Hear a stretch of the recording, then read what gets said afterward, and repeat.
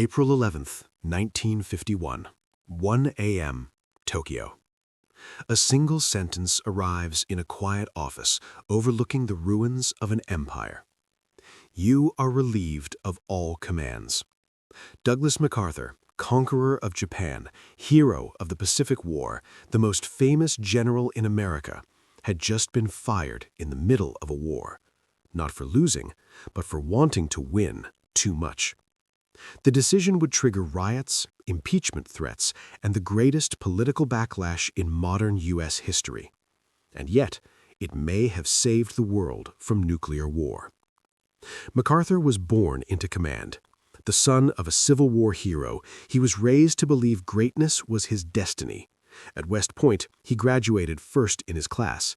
In World War I, he became the youngest divisional commander in the U.S. Army. By World War II, Douglas MacArthur was no longer just a general. He was a myth. When Japan crushed American forces in the Philippines, MacArthur was forced to flee, but before leaving, he made a promise to the world: "I shall return." 3 years later, cameras rolled as he stepped ashore in triumph. The promise was kept, the legend was sealed. After Japan surrendered, MacArthur ruled the defeated nation like a king. He rewrote its constitution, dismantled its military, and rebuilt a democracy from the ashes of war. For 5 years, no one questioned him, not Congress, not generals, not presidents. MacArthur had grown used to absolute authority. Then, Korea exploded. In June 1950, Communist North Korea invaded the South. President Harry Truman responded immediately, sending U.S. forces under the United Nations banner. And once again, there was only one man to lead them: Douglas MacArthur. At first, the war was a disaster. U.S. and South Korean forces were pushed to the edge of defeat. Then came Incheon, a landing so risky that naval commanders called it suicide. MacArthur called it destiny. It worked. Seoul was liberated. North Korea collapsed. Victory seemed inevitable, until China moved. As UN forces approached the Chinese border, Truman asked MacArthur a single question: will China intervene? MacArthur answered without hesitation: very little chance. He was catastrophically wrong. Hundreds of thousands of Chinese soldiers crossed into Korea under cover of darkness. U.S. forces retreated in freezing chaos. The war flipped overnight.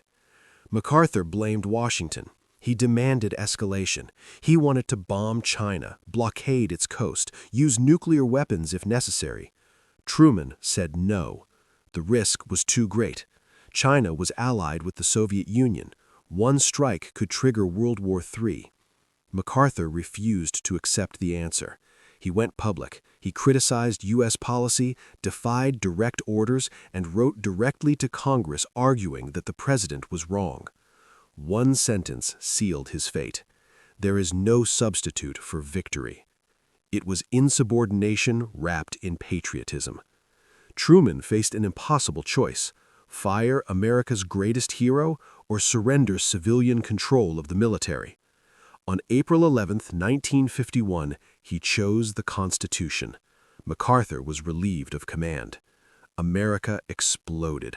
7 million people flooded New York streets for MacArthur's parade. Truman's approval rating collapsed to 22%. Calls for impeachment echoed across Washington. But then came the Senate hearings. Behind closed doors, the truth emerged. Every top general agreed. MacArthur's plan would fight the wrong war, in the wrong place, at the wrong time, against the wrong enemy. And it could have gone nuclear. MacArthur faded from power.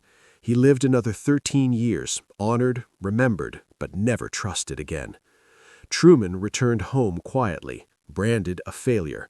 But history reversed the verdict. South Korea survived. The Cold War stayed cold.